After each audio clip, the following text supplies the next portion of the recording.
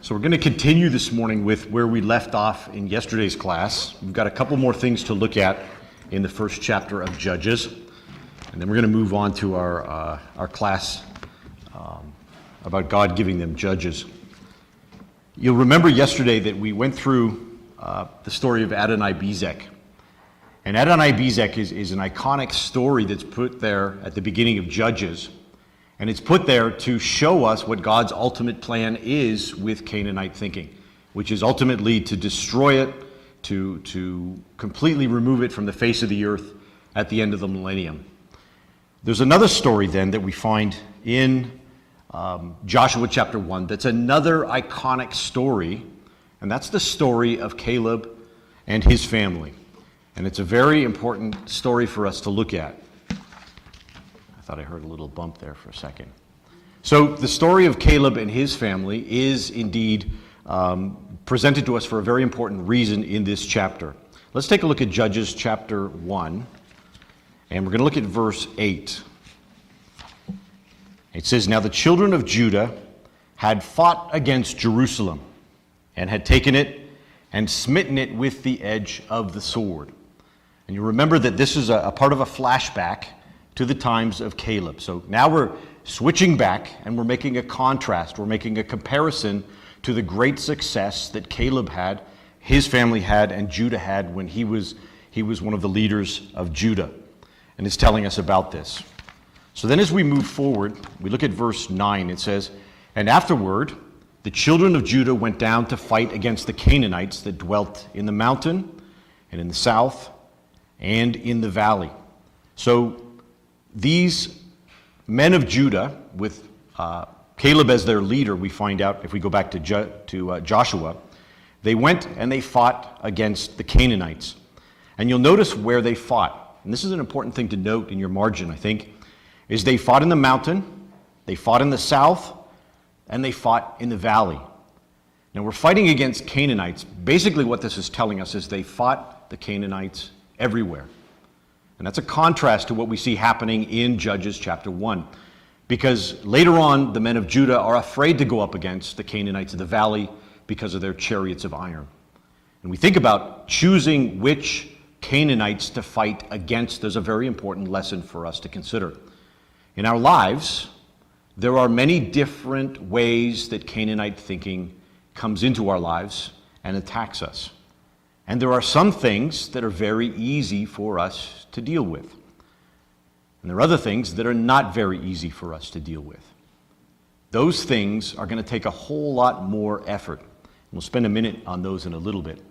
The point here is setting us up for the fact that Caleb and his family fought against the Canaanites absolutely everywhere. The next verse, in verse 10, it makes that clear to us. It says, "And Judah went against the Canaanites that dwelt in Hebron." Now the name of Hebron before was Kirjath Arba.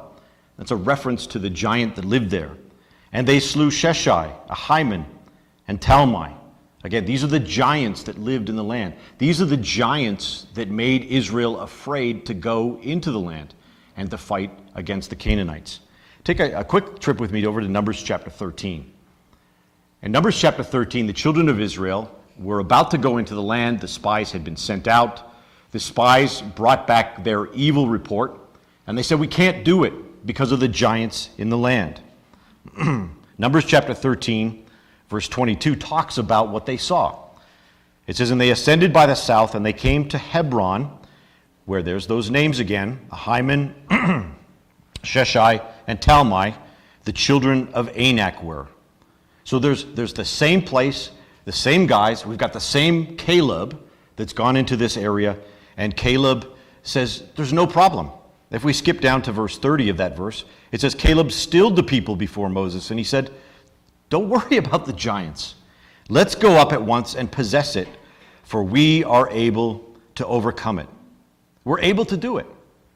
That was the faith of Caleb. That's the gold standard. That's the guy that we're trying to be like when we're looking at these things. He's the one that sets the example as a tremendous leader in Israel. And so he goes, and he fights, and he defeats them, and he's successful. So come back over with me now to Judges chapter 1.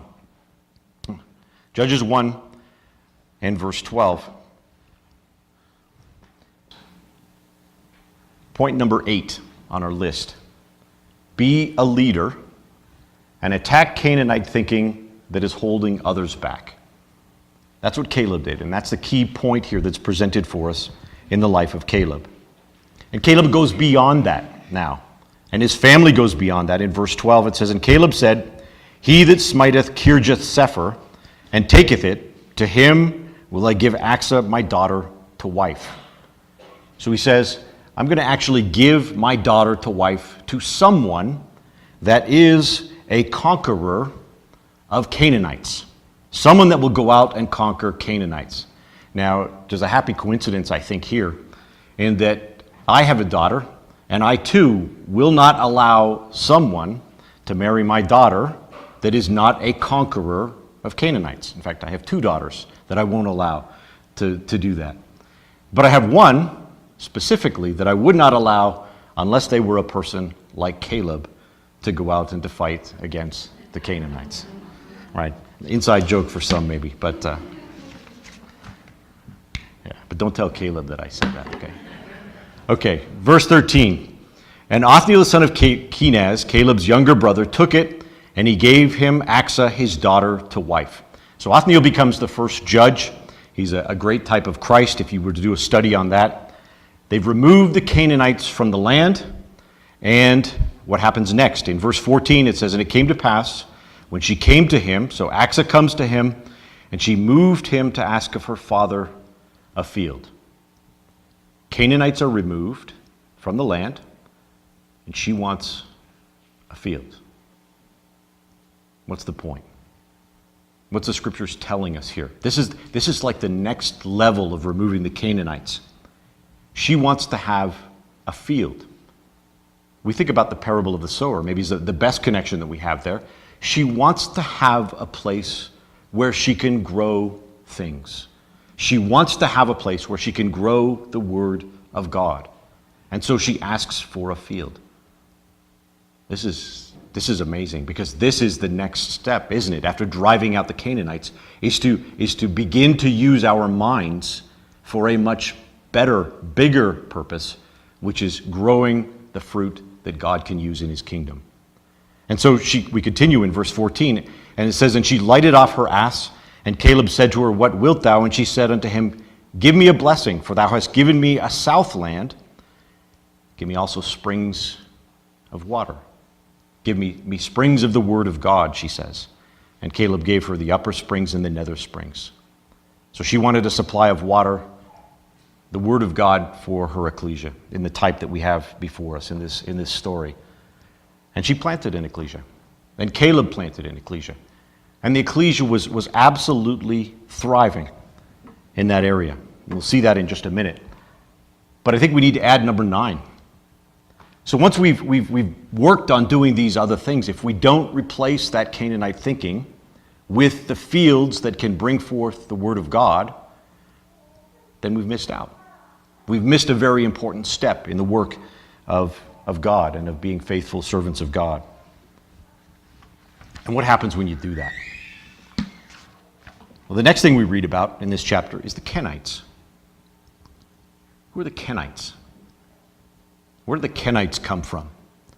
The Kenites were Gentiles that had descended from Jethro. The Kenites were people that dwelt in tents. The Kenites were people that through most of Israel's history, all the way up until the times of the exiles, when they returned, they were people that actually were with Israel.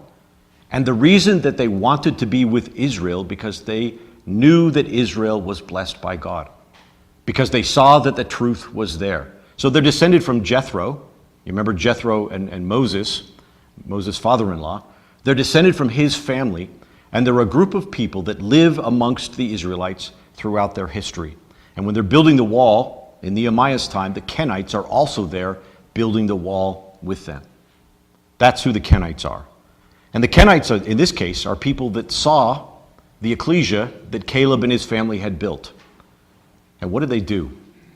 Because they saw how strong that ecclesia was, because they saw the faithfulness of those people, that field that was growing, they decided that they wanted to move there as well. So let's look at verse 16. It says, "And the children of the Kenite, Moses' father-in-law, went up out of the city of palm trees with the children of Judah into the wilderness of Judah, which lieth in the south of Arad. And they went and they dwelt among the people." These were families that wanted to be there in the spiritual strength of Caleb's ecclesia and Caleb and Judah's ecclesias. They saw that. They saw how great a thing it would to be a part of that. And so they moved their families right there. Now, I think that's a very powerful lesson for us. I think that if we, with our families, if we can find a way to move our families to a place where there are Calebs, where there are teachers, people that are planting the seed, it'll be a very beneficial thing to us. And if we can't do that, then bring those Calebs to our ecclesias. And we can make a big difference with what happens in our ecclesias by doing that.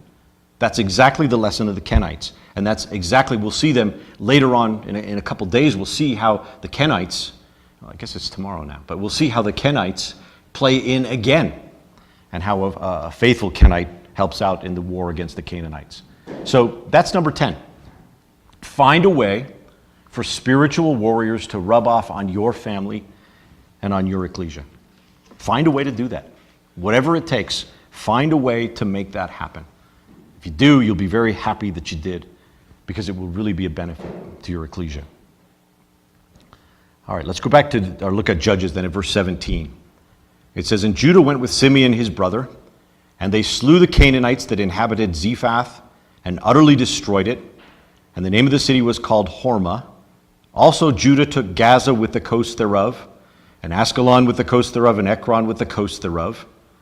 Then verse 19 kind of gives us a summary of Judah's work. It says, "And Yahweh was with Judah, and he drave out the inhabitants of the mountain, but he could not drive out the inhabitants of the valley, because they had chariots of iron." So there's that contrast with what Caleb was able to do in his day, and now Judah is unable to fight against the valley, the inhabitants of the valley, because of the iron chariots. So what are these giants, these iron chariots, these opponents, and how do we deal with them? We've already talked about what they are, but how do we go about driving them out of our lives? Right? It's some sins are easy. How do we go about driving out the more difficult sins in our lives? There's a similar wording used in Matthew chapter 17, and I think it's helpful to look at. Matthew chapter 17, this is the case where the disciples were unable to drive out an epileptic, the evil spirit from an epileptic. And they were unable to do that because of their lack of faith. It's told to us very clearly in Matthew chapter 17. It says, "Then came the disciples," Matthew 17, verse 19, "Then came the disciples to Jesus apart and said, Why could not we cast him out? And Jesus said unto them, Because of your unbelief. For verily I say unto you, if you have faith as a grain of mustard seed, ye shall say to the mountain, Remove hence to yonder place, and it shall remove, and nothing shall be impossible unto you. Howbeit, this kind goeth not out, but by prayer and fasting." And I think that's the answer. If you've got something that you're having a very difficult time driving out, if you've got some sin that is plaguing you, that's become a demon in your life, prayer and fasting. Now, the prayer is easy. We understand what that's talking about. You're building your relationship with God in order to drive that out. And if you make that a big part of your life, if you make that an important part of your life, that will have its effect. What about fasting? We never fast, right? We never do that. So what's it talking about, fasting? So in Bible times, when you fasted, right, every day you had to work in order to earn food so that you would eat that day. But for us, we eat regardless, somehow. That's not an issue for us. But for them, if they fasted, that meant that they could spend the day focusing, thinking about, talking about the Word of God. that's what they could do. So for us, it's exactly the same. If we want to drive these things out of our lives, it's prayer, and it's focusing on the Word of God. It's putting aside other responsibilities that we have and focusing on this. Making our priorities right in order to drive out the Canaanites from our lives. I think you'll know what I mean when you think about when you go home from Bible school, right? Those giants, they're weaker, aren't they? When you go home, it's really the perfect time when you get home from Bible school to strike, because they've been weakened because they haven't had the access while you've been here at Bible school. It's a great opportunity then for us to look at that. All right, and then, I guess I didn't put my 11th one. I'll have to read you my 11th point then. The 11th point is build your relationship with God through prayer and listening to His Word. Number 11 would be build your relationship with God through prayer and listening to His Word. All right, so that takes us through what we were going to talk about yesterday. Now we're going to take a look at Judges chapter 2. So at the end of chapter 1, we have a whole bunch of failures by Israel. We've just looked at a great big list of all the things we should be doing, and now we're presented with a whole bunch of failures that Israel ran into when they were fighting against the Canaanites. Right? If you go down to verse 21, it says, "And Benjamin did not drive out. House of Joseph," it says they went up against Bethel, and Yahweh was with them, but they ended up making a covenant with the Canaanites. That's verses 22 to 26. And then starting in verse 27, it talks about Manasseh not driving out, but instead putting the Canaanites to tribute. They thought that they could handle that Canaanite influence because it had a nice financial benefit for them. Verse 29 to 33, we have Ephraim, we have Zebulun, we have Asher, we have Naphtali, all of them failing to drive out. Verse 34, the worst of the bunch. We've got Dan, and what happened to Dan? Dan was actually forced out of his inheritance in this case. So the summary is that they did not drive out. The summary is that the nation was in big trouble. So how does chapter 2 break down for us? Chapter 2, the first 5 verses talk to us about, or tell us about an angel that comes from Bochim. 6 to 9 is a flashback again, like we had yesterday. We had a few flashbacks yesterday. Today we have one to the death of Joshua. And then 10 to 23 is the failure of the generation that knew not Yahweh, wrapping up the chapter there. We look at that. And it looks at the cycle.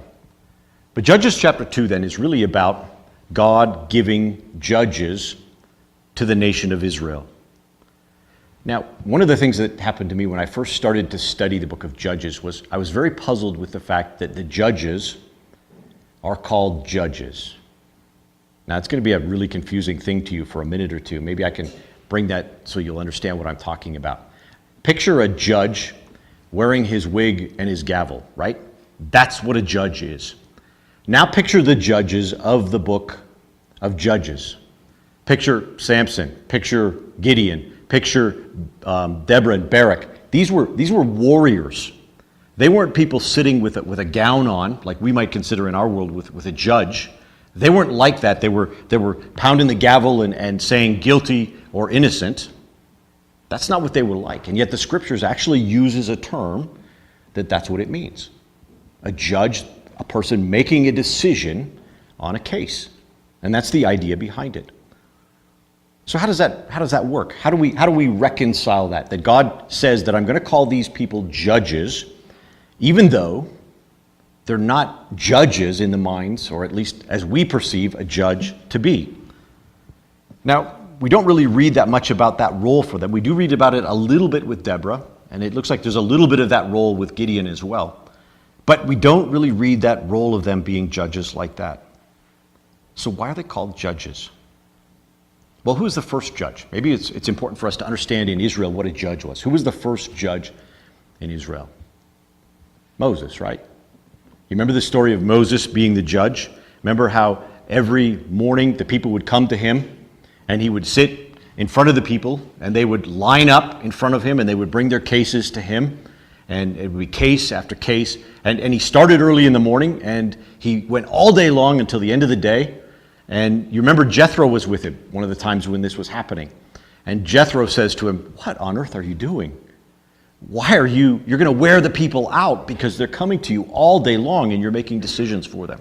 He says, "This is absolutely crazy what you're doing." And Jethro has a solution for him. You remember what the solution was? Jethro says, "You've got to get some help. You've got to have more and more people that are acting as judges, and you could be the judge that is the supreme judge, the leading judge, and the others can make the smaller decisions for you," is what ends up being the decision or the advice that he gets.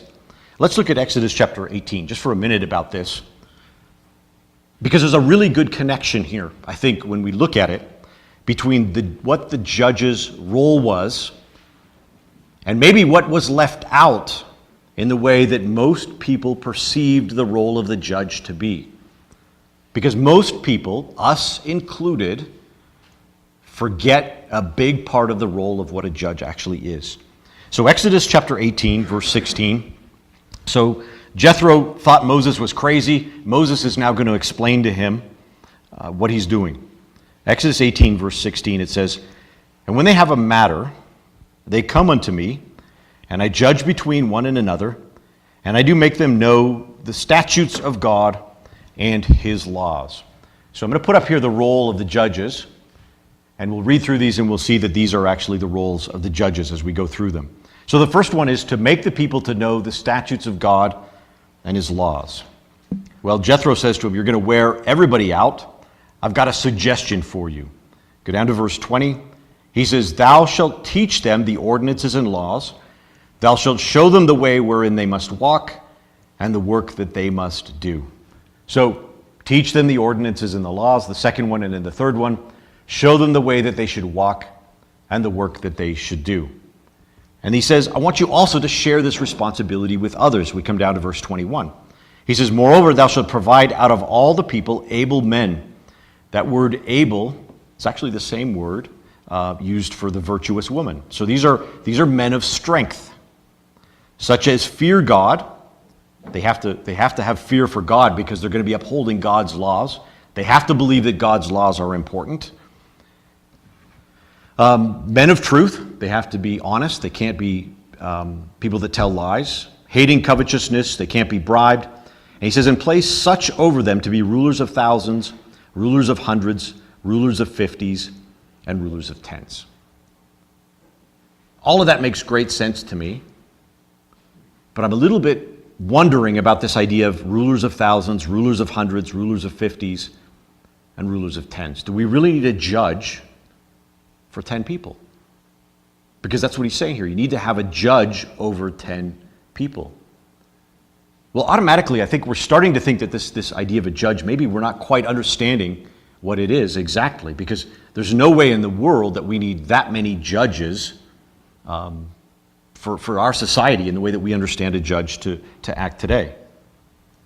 So what's he describing for us? He's describing for us a system of leadership, a system of governance, if you will, for Israel, all the way from Moses' time, all the way up to the times of the kings, and really even into that time. And it's a system that we're told will actually be used in the kingdom as well, this system of the judges. Interesting. So what is he describing here? You know, it sounds remarkably like the ecclesial setup that we follow today, right? There's no central leadership, not really, nothing sophisticated. The leaders work in small groups, even down to very small groups like families. Their focus is on teaching and showing people how to live their lives. And they make sure that people follow the right path. Their job is to stop people, in this case, from getting away from doing God's will to doing what's right in their own eyes. So in that aspect, it makes perfect sense that a judge is going to stop people from doing what's right in their eyes and get them to do what's right in God's eyes. But the key point I want you to take away from this is that it's like ecclesias. It's like our families and ecclesias in its setup in how it worked. Now, what do we do? What do we use to help each other to do all of these things, to stay on the right path when they go astray, when someone goes astray? What would we do? Wouldn't we turn to Matthew chapter 18? Isn't that where we would go? We would say, hey, there's this brother or this sister that's gone astray, not on a personal thing, not something that was just irritating to us, but if they've actually gone astray from God's commands, then we would go to them and we would talk to them. Right? Matthew 18 says, if your brother trespass, go and tell him his fault between thee and him alone, and if he hears thee, thou hast gained thy brother. That's what Scriptures tells us. A neat quote, I think, from the Ecclesial Guide from Brother Robert Roberts. He says, when that happens, when we follow Matthew 18, and there's more steps to Matthew 18, but when we follow that first step, because that's the most important, he says, each brother then becomes a seeing eye and a protecting hand of the ecclesia. We've got this system that actually is just like the system of the judges. It'll guide people and it'll lead them in their lives. And it will stop people from every man doing that which is right in their own eyes. Very nice, very interesting, very, very important connection that we make here with the ecclesia. So after the disappointing performance of Israel at the end of chapter 1, we find all of Israel's gathered together at the beginning of chapter 2. Verse 4 tells us that. Verse 4 tells us that all of them are together. All of Israel, the angel speaks to all of Israel, all the children of Israel. And you can imagine the meeting. I picture the meeting kind of like each tribe gets up and says, well, here's how we've done in driving out the Canaanites. And here's how we've done. And here's how we've done. And the people were saying, well, we really haven't done a good job. We've got some real problems here. And then an angel of Yahweh comes to them and speaks to them. In verse 1, it says, and an angel of Yahweh came from Gilgal to Bochim and said, I made you to go up out of Egypt. I've brought you unto the land which I swear to your fathers. And I said, I will never break my covenant with you. So it's very unusual for an angel to appear before all the people like this and to speak to them. Verse 2, and ye shall make no league with the inhabitants of this land. That's what he said. And ye shall throw down their altars. But you've not obeyed my voice. You haven't thrown down their altars. Why have you done this, he says. Wherefore I also said, I will not drive them out before you.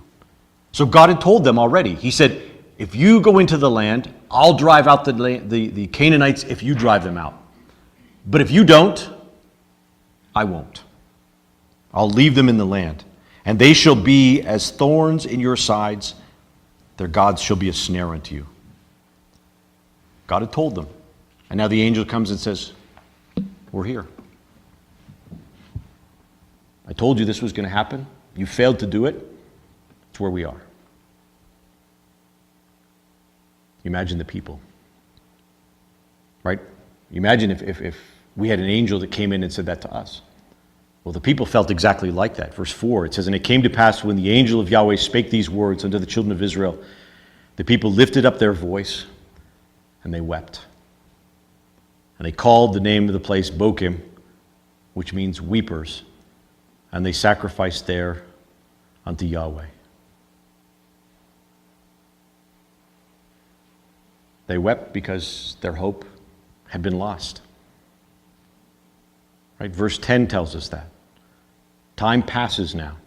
Verse 10 says, and all that generation were gathered unto their fathers, and there arose another generation after them, which knew not Yahweh, nor yet the works which he had done for Israel.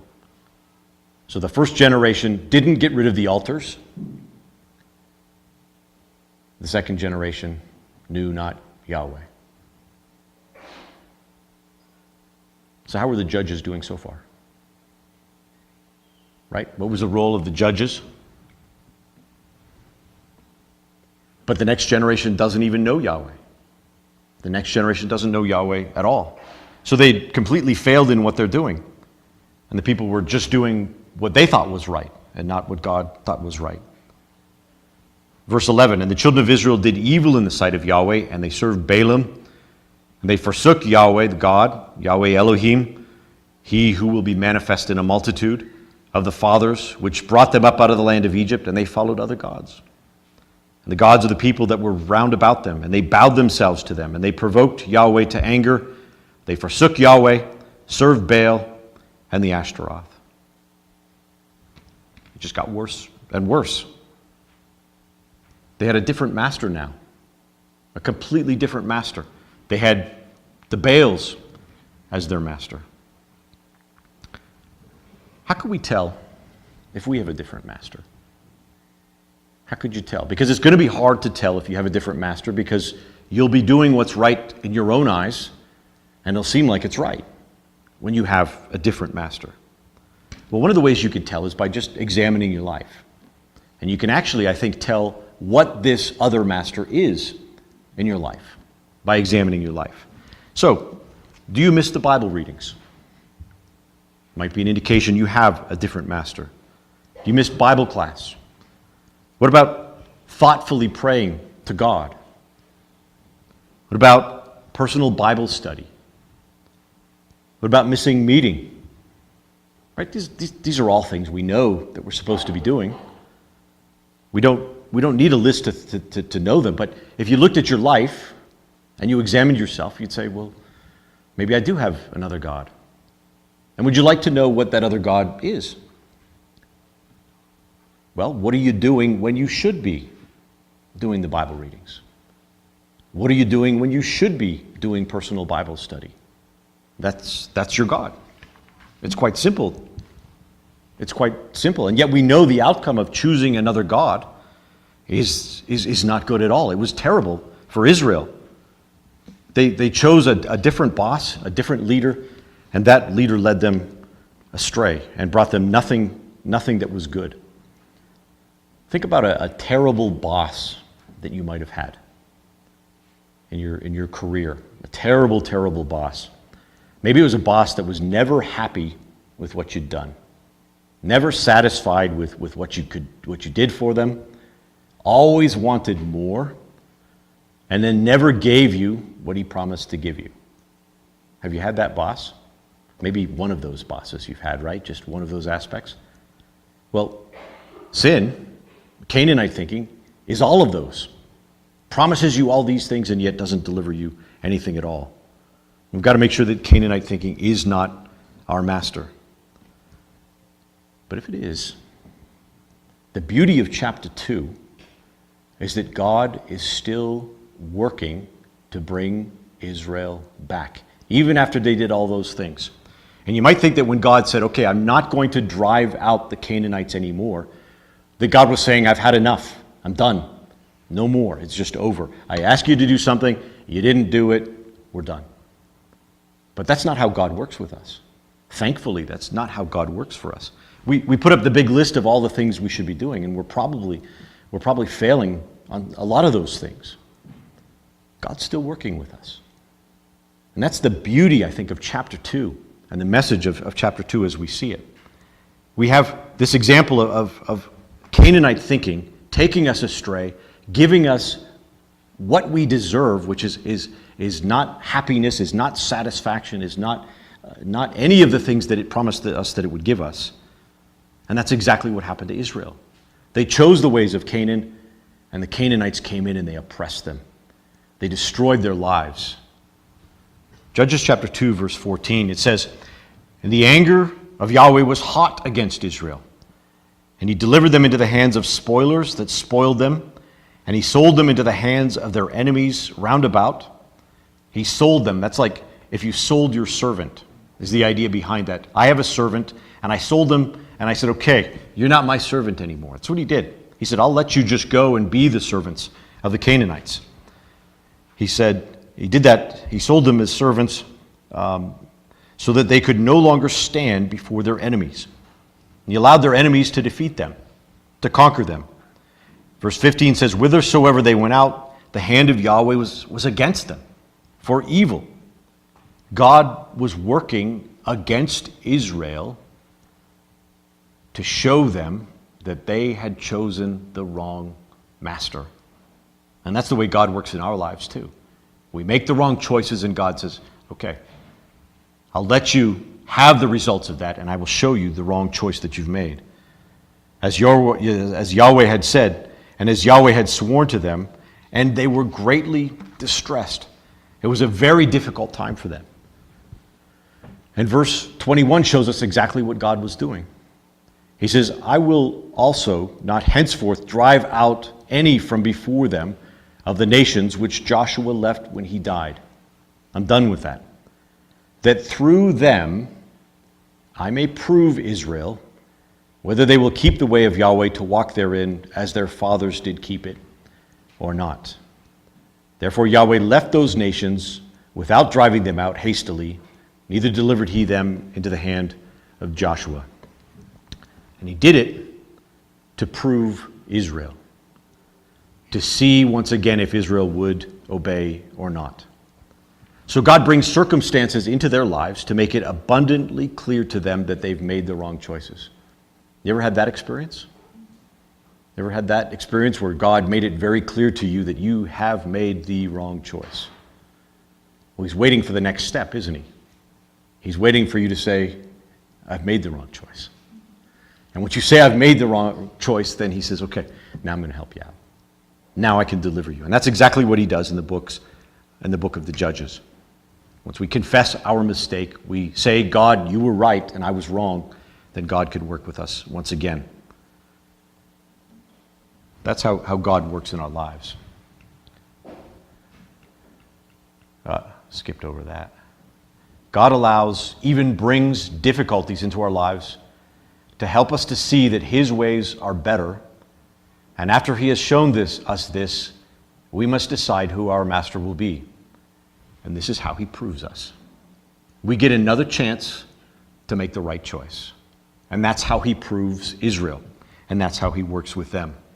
Now you think about the cycle of the judges, right? You start with sin. You go to suffering. You go to supplication. And then saving.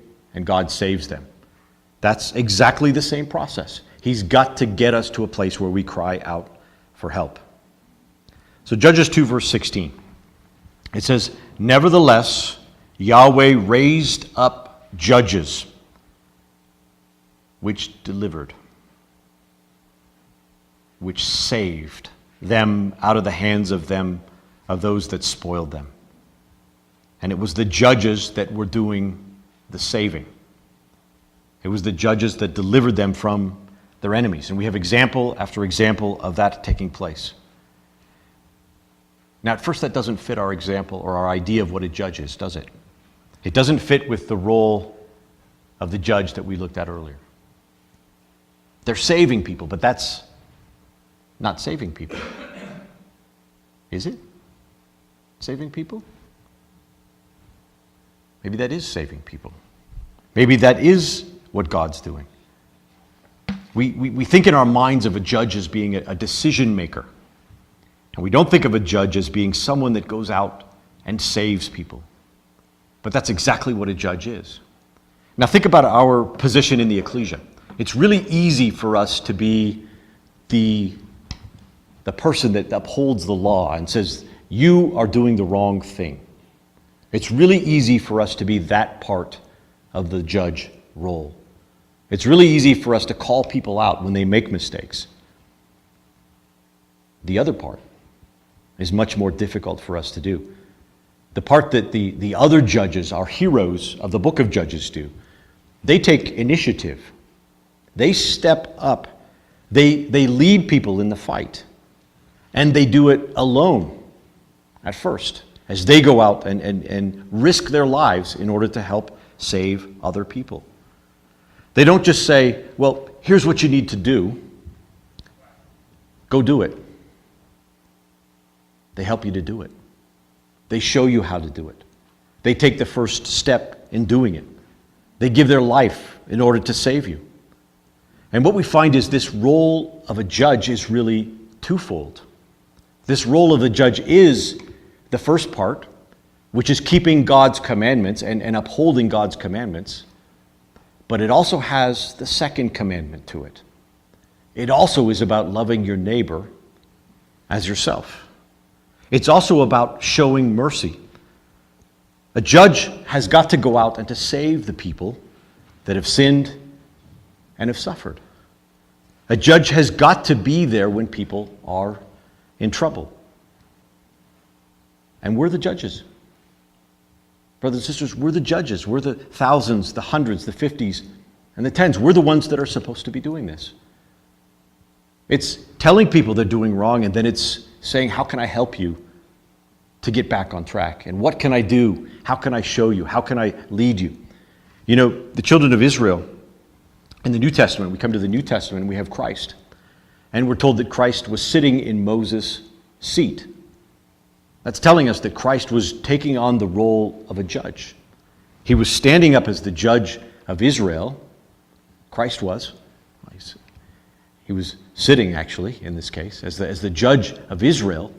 And we're told here that he says that you should do what the Pharisees say, but don't do what the Pharisees do. Because the Pharisees were the judges of Israel. They were the ones that were telling people what was right. It's just they weren't doing the second part of the role of a Pharisee. And that's exactly what Christ told them. You think about the different stories in the New Testament where they weren't ever people that cared about helping their brother or their sister.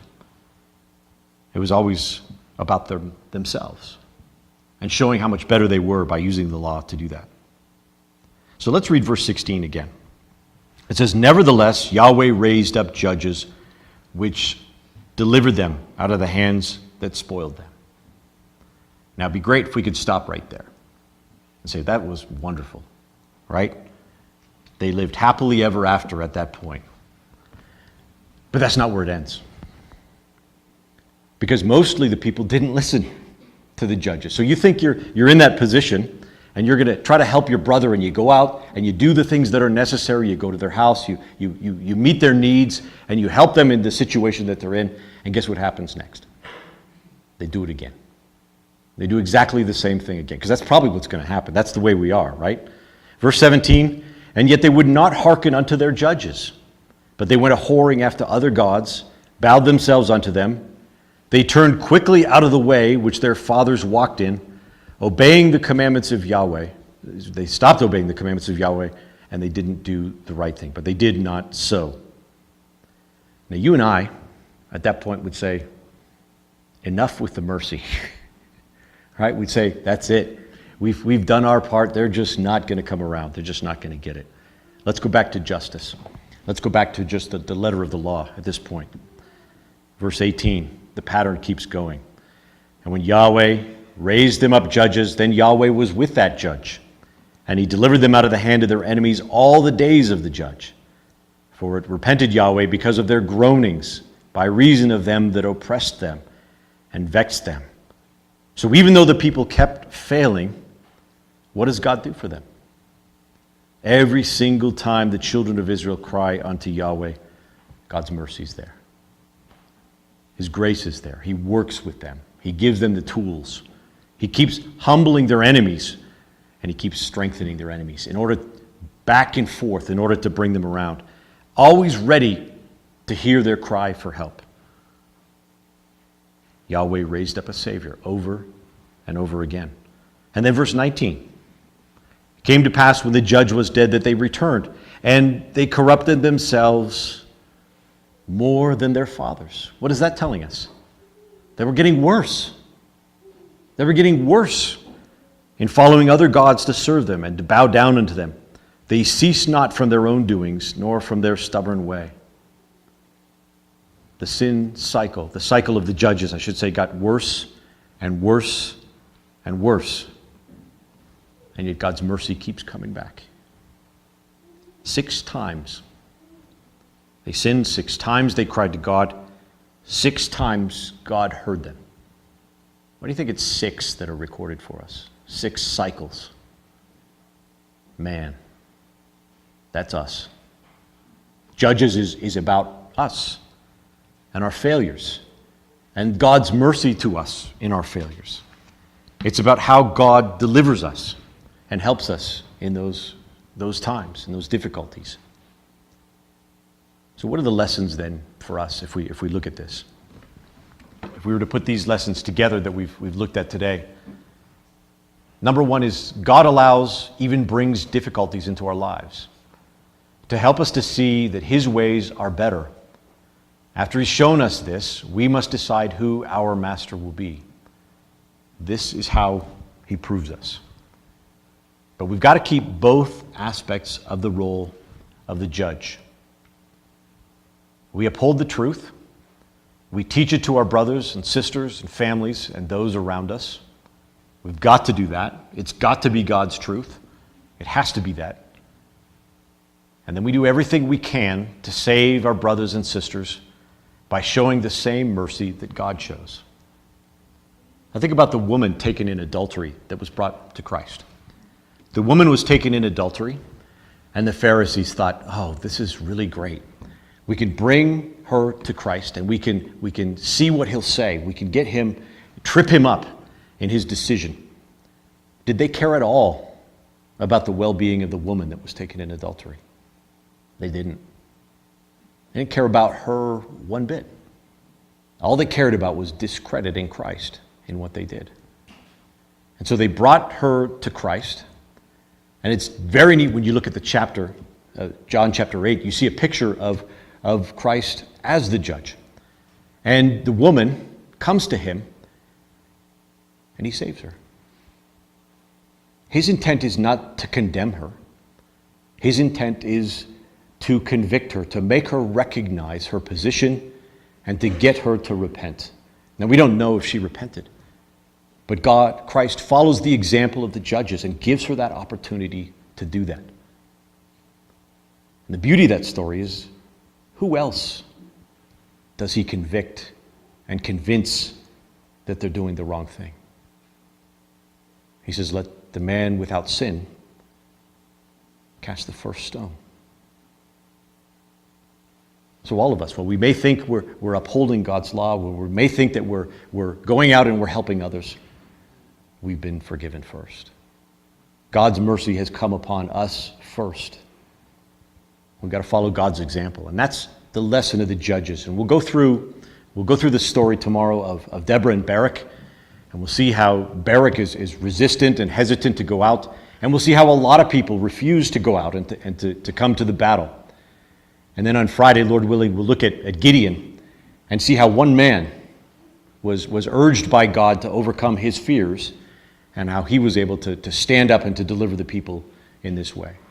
So hopefully that gives us a nice picture of the purpose of the judges and how God was working with Israel. And now we can look at a couple of actual stories in the book of Judges. Thank you.